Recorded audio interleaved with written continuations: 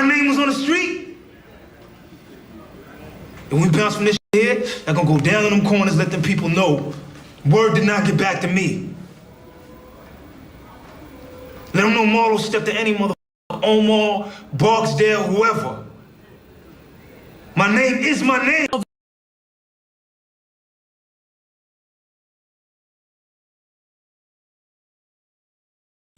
We got more Kenneka Jenkins news to report on the blog.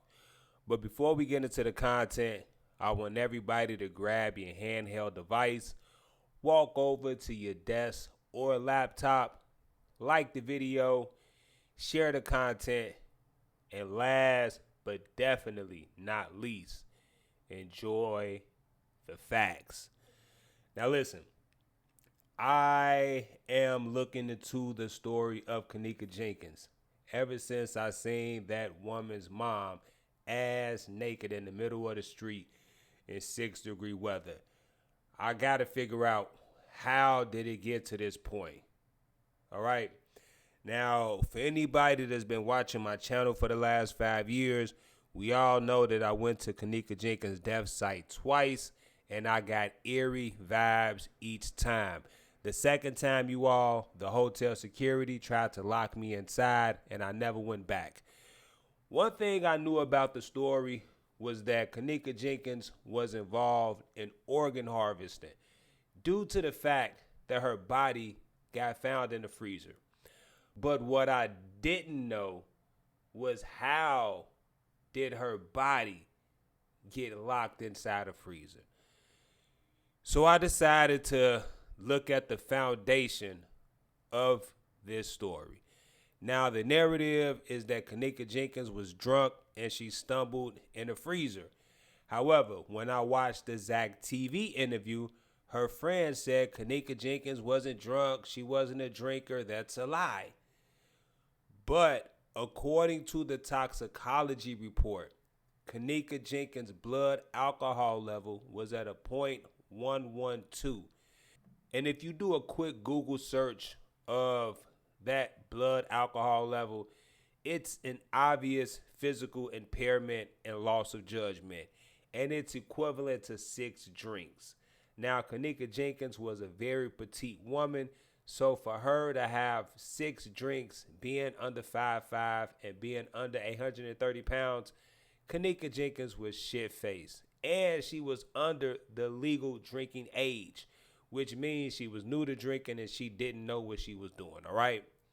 However, you all, I still don't believe that Kenneka Jenkins got drunk and stumbled upon that freezer by herself.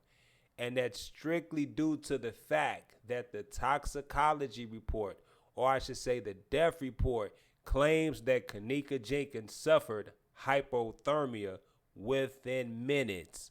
So me, being a fake scientist, I decided to look into what temperatures could cause hypothermia within minutes. And according to a quick Google search, a temperature between -30 and -50 can cause a body to go into hypothermia. Now, when I saw those temperatures, I thought that was alarming because, one, they say that freezer wasn't working. 2, the freezer wasn't being used anyway. So I go, why would somebody set a hotel freezer to -34 degrees? It just didn't make any sense. I'm like, you know what? Maybe I'm digging too much into it. But I said, nah, let me dig more.